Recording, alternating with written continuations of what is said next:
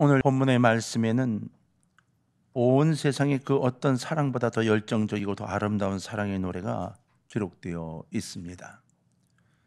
아마 전 세계 사랑의 노래 중에 이 아가서만큼 오래된 고전과 그리고 유명한 사랑의 시는 없을 거예요.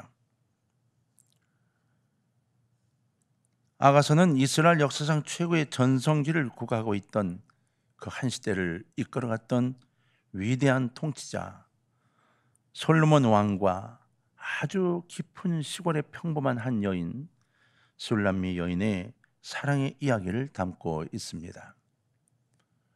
실제로 이 술람미 여인은 피부도 가무잡잡했다고 하고 아주 촌스러웠다 이렇게 전해 내려오고 있는 걸 보면 이 이야기가 굉장히 우리에게 도전적이 되고 또 놀라운 이야기가 되는 건 맞아요. 왜냐하면 하나님이 우리에 대한 고백의 사랑의 이야기를 솔로몬과 술람 여인으로 대체해 놓았기 때문인 겁니다.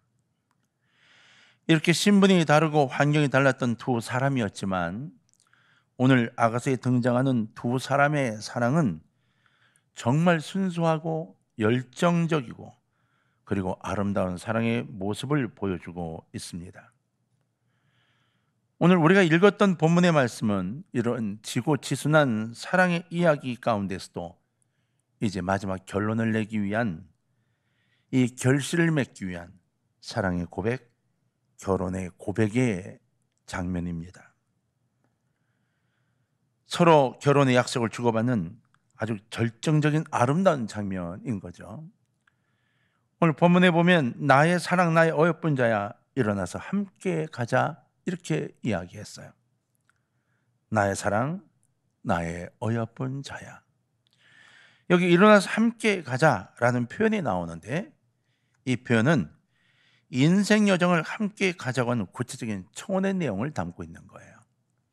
이게 이스라엘 형태의 청혼의 방법 중에 하나였다고 하니까요. 그래서 여인에게 나의 사랑 나의 어여쁜 자야 이제 당신의 인생길을 나와 함께 가자라고 결혼의 약속을 요청하고 있는 대목인 겁니다. 근데 오늘은 이제 이 사랑 이야기를 나누려는 게 아니고 이 솔로몬이 아가서를 기록하면서 이렇게 중요한 인생의 아주 중요한 청혼의 시기, 이 시기의 배경을 온통 아름답고도 화사한 꽃이 피는 봄의 계절로 설정했다는 거예요. 이 봄의 계절로 설정한 이유가 무엇일까요? 그 이유는 대체 뭘까요? 아름다운 꽃이 피는 화사한 봄의 계절에 솔로몬은 지고지순한 사랑의 고백을 한 여인에게 지금 결혼의 요청을 하고 있습니다. 솔로몬이 이 아름답고 맑고 깨끗하고 순수하고 열정적인 사랑의 고백의 시기를 겨울이 지나고 꽃이 피기 시작하고 새가 우는 아름다운 봄으로 선택한 이유는 무엇일까요? 여러분 우리들 노래 중에 봄이 왔어요 이런 노래가 있어요. 얼마나 경쾌한지 모릅니다.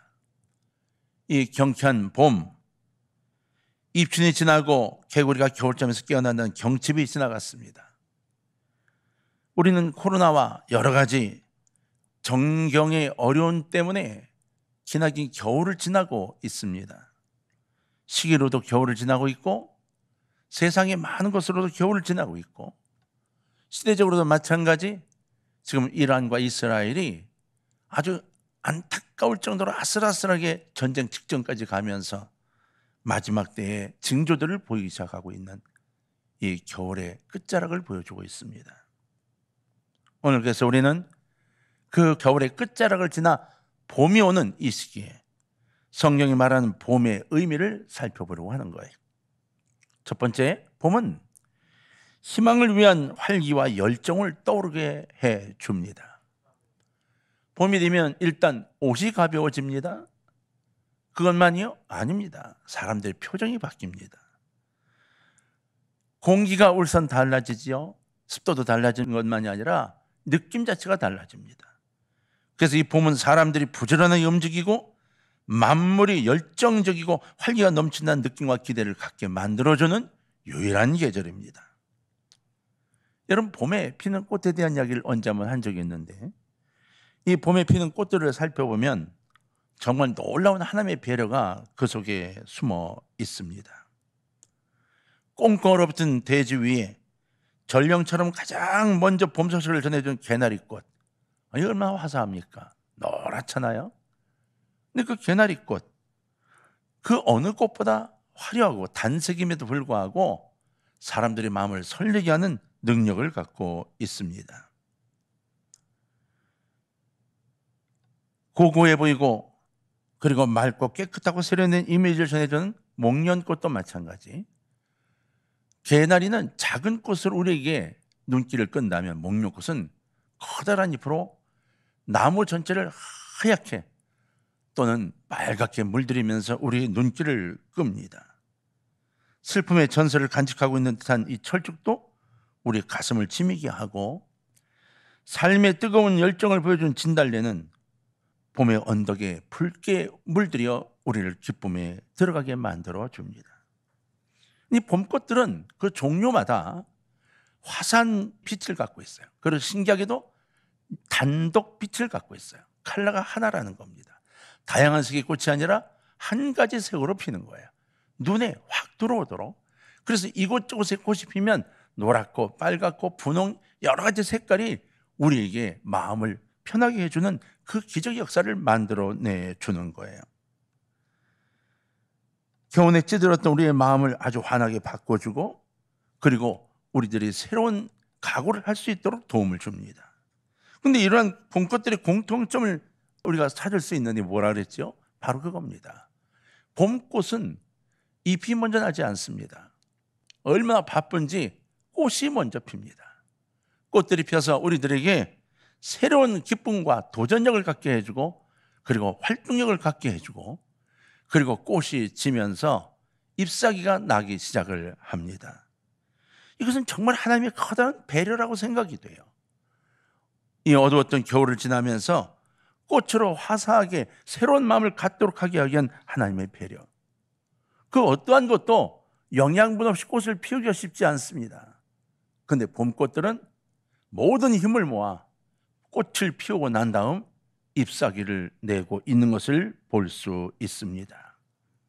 참으로 놀라운 하나님의 배려가 담겨 있지 않습니까?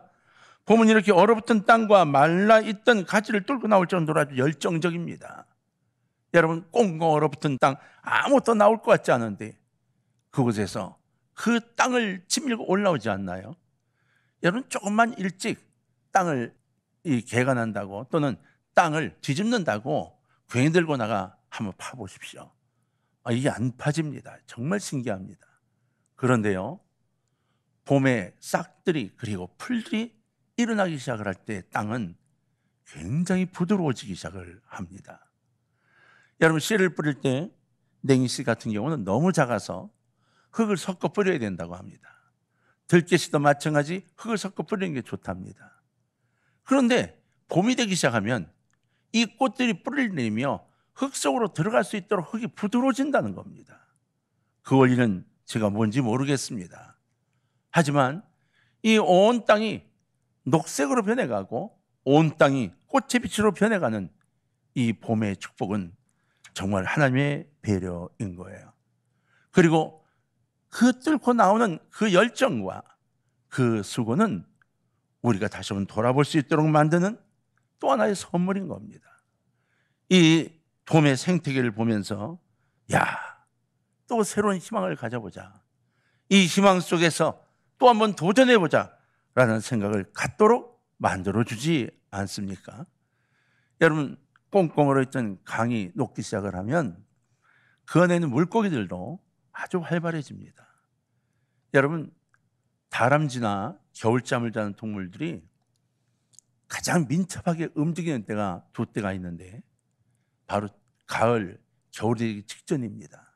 직전에 많은 것들을 먹고 이 지방을 비축해서 겨울잠 내내 버텨야 되니까 아주 막 열심히 다니면서 먹습니다. 또 한 번은 겨울잠에서 깨어나서입니다. 홀쭉해진 몸으로 힘이 없을 것 같은데도 얼마나 재바르게 움직이는지 모릅니다. 여러분, 곰 같다 하는데 봄에 곰은 안 만나는 게 좋답니다. 왜? 이제 몸에 허기진 걸 채우느라고 얼마나 난립해져 있는지 모른답니다. 그래서 이 겨울잠을 잔 동물들의 공통점이 봄에 잠에서 깨어나 나오면 그 활바람이 사람들을 깜짝 놀라게 할 만큼 변화되어 있다는 거죠. 이 땅은 그런 것 같아요. 여러분, 나뭇 잎사귀가 자라는 것도 가만 살펴보십시오. 봄에 나와서 이것이 제자리 잡을 때까지 성장이 얼마나 빠른가. 여러분, 사람이 그렇게 자란다고 생각해 보세요. 1살부터 지금 10살까지 자랄 게 1년에 다 자란다고 생각해 보세요. 근데 정말 식물은 그렇게 자라는 겁니다. 한꺼번에 봄에 다 자라고, 그리고 나서 열매를 맺기 위해 열심을 다해 빨아들이는 거예요. 근데 그렇게 하고 있는 이 나무들이나 이 자연은 우리에게 정말 부지런하고 활발한 모습을 보여주고 있고, 우리로 하여금 우리의 삶을 다시 한번 정리해 볼 수 있도록 만들어주는 하나님의 축복의 배려가 이 속에 들어있다는 것입니다. 두 번째로, 봄은 꿈과 희망을 우리에게 전해주고 있다는 거예요. 봄이란 말은 보다에서 온 거죠. 봄. 이 봄이라는 것은 보다에서 온 말이래요. 본다, 이런 뜻이죠. 봄은 바라보는 겁니다. 봄이라는 단어는 눈을 들어 보아야 하는 것을 말하고 있어요. 이것은 희망과 꿈을 의미합니다. 이 앞 바로 내 발끝만 바라보는 게 아니라 멀리를 바라보며 나아갈 곳을 살필 수 있다는 거예요. 여러분, 한 달의 계획, 1년의 계획을 주님과 기도하며 결정하고 새롭게 세우는 것, 이것이 희망의 한 줄기가 아닌가요? 여러분, 우리는 이 땅을 바라보면서 희망을 얻기가 굉장히 힘든 것들이 많습니다. 그러나 주의 손을 붙잡는 순간 정말 엄청난 희망들이, 놀라운 것들이 보이게 되고 꿈꾸어지게 됩니다. 하나님은 이 봄이란 단어 속에 우리에게 또 한 해를 꿈꾸라고 말씀하고 있고, 이 한 해가 또 새로운 내 삶의 한 부분이 되도록 만들어가라고 말씀하고 있습니다. 봄은 희망의 계절이며 꿈의 계절입니다. 잎이 피기 전 꽃부터 피어나게 하신 하나님의 배려는 차가운 얼음은 반드시 녹는 거야, 꽁꽁 얼었던 땅도 다 숨을 쉬고 녹게 돼 있어, 우리 이렇게 말씀하시는 하나님의 음성인 겁니다. 너희들이 얼어 있다고? 코로나로 힘들어한다고? 아니야. 너희가 똑바로 내 앞에 두 손을 모으기만 하면 이 언 땅은 녹게 되어 있으라고 말씀하고 있는 거예요. 미얀마에 한국 우리 교민들이 이제 철수를 시작을 했습니다. 철수란 그들이 한국민들에게 전달하는 이야기가 있는데, 미얀마, 그 미얀마를 위해서 기도해달라는 것과 힘써달라는 내용이었어요. 미얀마의 선교사님으로부터 글이 왔는데, 미얀마는 정말 민주주의를 원하고 있습니다. 기도해 주십시오. 이렇게 보내왔어요. 많은 사람들이 총에 맞아 죽어가고 있습니다. 사람이 얼마나 독해질 수 있을까? 자기의 권세와 자기의 재물, 그걸 지키려고 얼마나 많은 사람들이 죽음으로 몰아넣고 있어요. 우리는 그 땅에 기독교가 들어가 그들이 정말 꿈과 희망이 있기를 굉장히 소원했어요. 그들은 지금도 기독교가 미얀마에 들어오지 못하도록 철저히 막고 있습니다. 친마을, 기독교인들이 92%가 되는 그 마을도 얼마나 고립시켜 놓고 얼마나 아픔들을 겪게 하고 얼마나 많은 사람들이 순교하게 만들었는지 모릅니다. 그리고 지금 기독교를 거부하던 그들이 또 한 번의 어려움에 빠져들었습니다. 이제 마지막 선교사님들이 남아있다고 그래요. 대부분의 외국인들은 다 철수하고 선교사님들이 거의 마지막 그 땅을 지키고 있다고 합니다. 이제 미얀마의 군부에서 쿠데타를 일으켰을 때처럼 마지막 선교사님들이 또 어려움을 겪게 될까 봐 걱정입니다. 여러분, 이 어두움은 이 전 세계에 절대로 없어지지 않습니다. 공중에서 잡은 자의 것, 이 시대가 공중에서 잡은 자의 것이기 때문에 이 어둠은 절대로 없어지지 않습니다. 그러나 주님의 말씀 안에서 봄을 간직하고 있는 이들은 빛을 가지고 나아가 싸워 승리하게 됩니다. 봄은 희망이고 꿈이라고 말씀드렸는데, 그렇기 때문에 우리는 절대로 포기하면 안 됩니다. 내 현실 속에 아픔이 있어도 포기하면 안 됩니다. 아무리 몸이 쇠약해지고 희망을 잃게 되더라도 우리는 끝까지 주님의 손을 붙잡고 나아가고 마지막까지 희망을 끌어안고 살아야 하는 거죠. 이 몸에 부활하신 주님이 진정한 우리의 희망이 되심을 믿으시기를 바랍니다. 그분만이 희망이고 그분만이 소망입니다. 이 부활의 주님을 바라보면서 봄처럼 희망이 가득한 삶을 살아가는 여러분이 되시기를 주님의 이름으로 부탁합니다. 우리는 이런 희망의 이야기를 들을 때마다 머릿속에 재정의 이야기를 자꾸 떠올릴 때가 많습니다. 아니요. 여러분, 재정적으로 어떤 희망을 갖고 그걸 이야기하는 게 아닙니다. 먼저 주님 안에서 믿음을 세우고 그분의 손을 붙잡고, 여러분 믿음이 떨어지며 내게 의심을 갖게 할 때 일어나 콩콩 뛰며 기도하면서라도 그 믿음을 붙잡고 희망을 간직하고 나아가며 재물까지 내게도 쏟아지는 축복이 있음을 믿는 믿음으로 한 걸음 나가시기를 주의 이름으로 부탁합니다. 세 번째, 봄은 항상 새로운 기대감을 준다는 겁니다. 꿈과 희망, 이건 먼 것을 바라보는 거지만 새로운 기대감은 바로 매번 새로운 것들을 느끼게 만들어주는 거예요. 겨울의 무거운 이미지를 벗어버리고 밝고 신선한 이미지를 우리에게 전해주고 있죠. 여러분, 모르겠습니다. 저만 그런지 모르겠는데 나무를 보면 1년 중에 가장 이쁜 색이 이 봄 같아요. 실록. 초록이 되면 건강하고 건장해 보이는 느낌은 있지만 생동감이 훨씬 줄어들어요. 근데 봄에 피는 이 실록은 벌써 달라요. 여러분, 오늘 예배를 마치고 나가면서 가로수를 한번 보십시오. 벌써 이 실록의 색깔이 나무마다 다 들었습니다. 벌써 요만한 싹들이 피어나기 시작을 했습니다.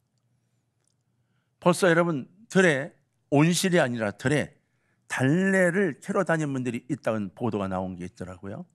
냉이는 모르겠지만 벌써 달래를 캔대요. 그래서 저도 궁금해. 우리 화단에 그 달래 잔뜩 펴있던 데를 가봤더니 정말입니다. 달래가 요만큼씩 자라 있습니다. 벌써 여기저기에. 깜짝 놀랐습니다. 예년보다 한 달은 빠른 게 아닌가 생각이 드는데 이 봄의 전령은 절대로 속일 수가 없습니다. 그 달래가 나오는 그 색깔이 부추나 파처럼 파랗게 올라오는 게 아니라 아주 실록의 색깔로 올라오면서 점점 짙어지기 시작을 하더라고요. 여러분, 우리에게 하나님이 이렇게 만드신 이 이유는 무엇일까요? 바로 새로운 기대감을 가지라고 말씀하기 위해서인 겁니다.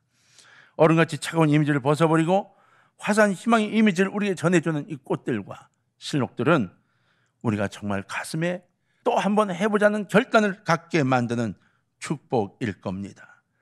19세기 최고의 시인이었던 롱펠로우가 아주 인생에 쓰라린 경험을 참 많이 했던 사람이고 그래서 시가 너무너무 아름다웠던 사람으로 알려져 있습니다. 아내가 젊어서 오랫동안 병을 앓다가 세상을 떠났고 재혼한 아내마저도 몇 년이 안 되어서 화상을 입고 있다가 세상을 떠났죠. 롱펠로우가 75살이 되어서 이제 임종이 가까워왔을 때 한 기자가 롱펠로우에게 물었습니다.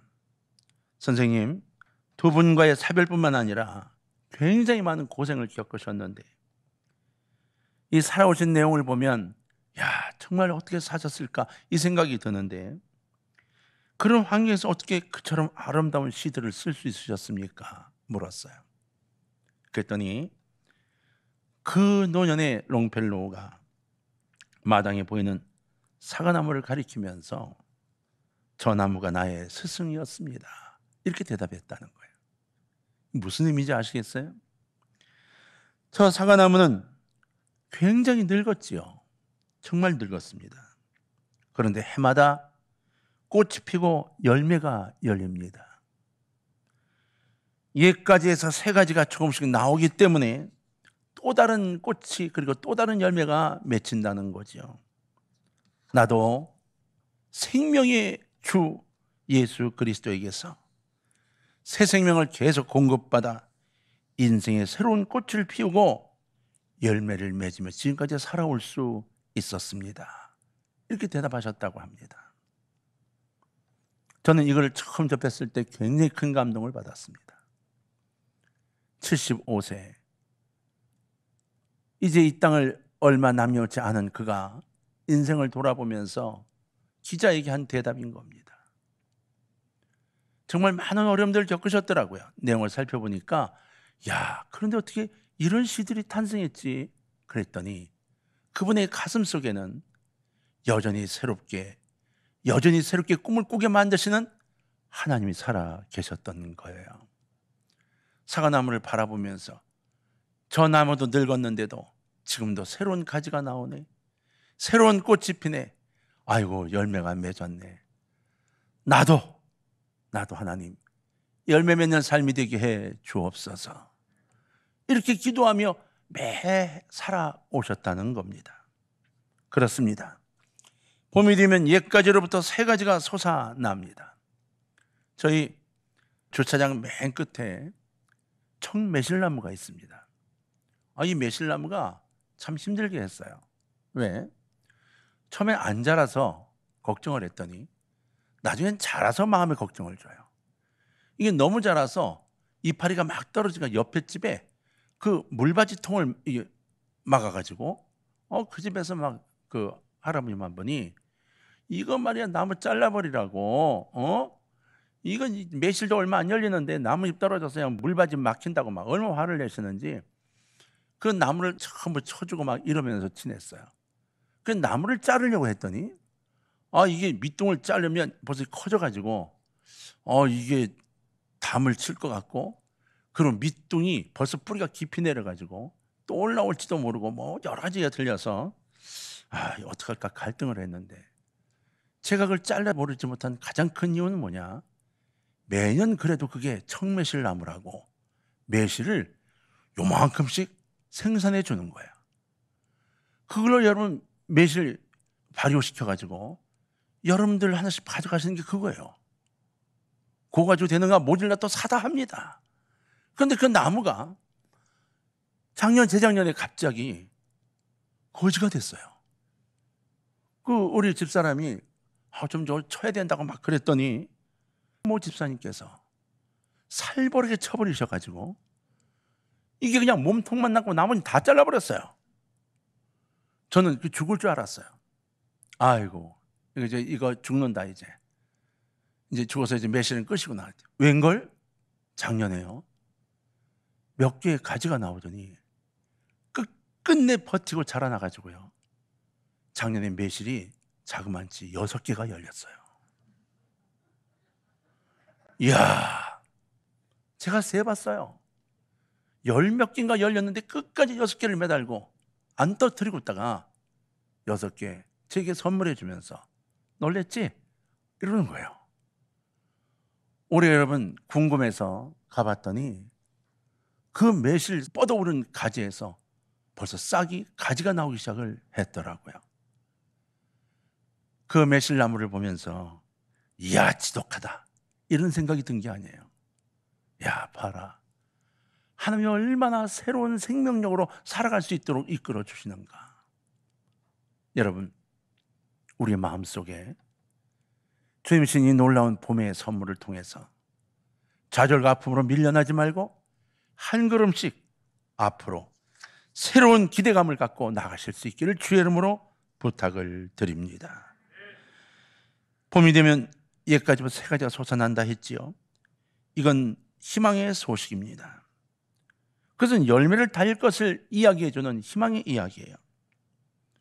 예수님 안에서 날마다 순간마다 새로워지기를 주의 이름으로 부탁합니다. 마지막 요 한 가지만 정리합시다. 자, 네 번째로 무엇보다 이 봄은 생명입니다. 생명. 겨우내 죽었을 것 같은 이 나무가 땅이 살아나는 겁니다. 정말 신기한 것은 겨울에 여러분 땅을 파봤습니다.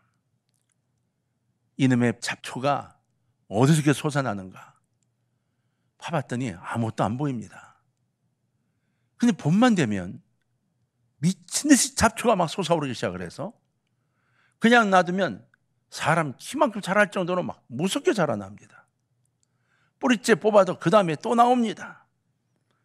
이 생명력이 보통 긴 게 아닙니다. 여러분 봄나물 좋아하십니까? 별로 안 좋아하시나 보네. 봄나물은 생동감이 있죠. 여러분, 저희들이 나물이라 해서 봄에 먹는 그것들은 다 말려 두었다가 먹는 거지만 이 봄나물은 나는 거잖아요. 그죠? 그러니까 뭐 냉이라든가 뭐 달의순이라든가 이게 전부 봄에 나기 시작을 해요. 여러분, 여러 가지 나무들이 많은데 봄에 나는 순들을 먹을 수 있는 나무가 몇 종류나 되는가 했더니 엄청나게 많더라고요. 여러분, 저희 집 앞에도 나무가 하나 있어요. 얼음나무라고 나무가 한 그루 있어요. 이게 벌써 오래돼 가지고 막 이게 굵습니다. 아이고, 이게 열매는 별로 맺지 않으면서 얼마나 가지가 열심히 뻗어나오는지 막 갈등을 했어요. 오래 잘라버리고 차라리 달의 나무를 심을까 별 생각을 다 했는데 여러분, 누군가 제게 그러는 거예요. 얼음나물 먹어봤냐고? 어이? 얼음나무도 나물이 있냐 그랬더니 아이고 있다고. 한번 인터넷 들어가 보라고. 인터넷 가서 얼음나물 쳤더니요, 이야, 이게 막 만병통치약이에요. 뭐 다이어트에도 좋고 당뇨에도 좋고 뭐에 좋고 뭐 잔뜩 있는데 그걸 모르고 그냥 매년 버린 거야. 올해 그 나무를 기다리고 있습니다. 혹시 여러분 마음이 동하시는 분들은 와서 따가셔도 됩니다. 얼마나 지금 나오고 있는지 모릅니다. 근데 문제는 언제 따는지를 모른다는 거예요. 언제까지 따야 되는지를 몰라서 지금 그냥 있어요. 근데 이 나물들이 연하게 날 때 효과를 발휘한다는 거예요. 여러분, 봄나물이라는 음식은 얼어붙은 땅이 녹게 되면서 땅속에 숨죽이고 숨어있던 풀들이 솟아오르면서 우리에게 먹거리를 제공해 주는 거죠. 움츠러 살아가던 어느 날 문득 온 세상이 실록의 세계로 바뀌고 있음을 느끼게 되면 우리는 달래와 냉이 그리고 땅을 뚫고 올라오는 이 새로운 맛들을 느끼게 되는 겁니다. 봄의 색깔 가운데 가장 아름다운 것이 저는 실록이라고 얘기했는데, 그래요. 새순이 돋아올 때의 그 실록은 정말로 살아 움직임을 느끼게 해줍니다. 사랑하는 동광의 가족 여러분, 지금 봄은 이렇게 우리에게 그 색깔만으로도 많은 메시지를 전해주고 있는 거예요. 생명의 갈망, 이것이 바로 우리가 봄의 계절로부터 배워야 할 가장 아름다운 진리인 겁니다. 육신의 생명이 아니라 천국을 향해 갈 수 있는 바로 우리 영적인 생명까지를 그리워하는 것을 배울 수 있는, 그래서 매년마다 봄이 되면 무엇을 먹을까 걱정할 게 아니라 내 영이 어떻게 살아갈까를 생각해보고 생동감을 얻기를 원하는 귀한 계절이 됐으면 좋겠다는 생각입니다. 우리 안에 끊임없이 솟아나는 예수님에 대한 생명력이 있다고 우리는 분명히 믿어야 하고 실제가 그렇습니다. 우리는 얼마든지 이 세상을 이기고 승리하며 살아갈 수가 있습니다. 부활의 주님을 통해서 봄처럼 솟아나는, 봄처럼 약동하는 생명력 우리 속에 충만하시기를 주의 이름으로 축원합니다. 혹 여러분 힘이 없어 기력이 없다고 포기하고 있는 분이 계십니까? 혹 정말로 내 삶이 이렇게 될 수밖에 없냐고 낙담하는 분이 계십니까? 아니요. 바로 이 봄에 새로운 결단력을 갖고 두 주먹 불끈 쥐고 기도하시면서 부활을 준비하고 계신 주님의 마음을 마음에 품고 함께 성장하고 함께 커가고 함께 뛸 수 있는 우리 모두가 되기를 주의 이름으로 축원합니다.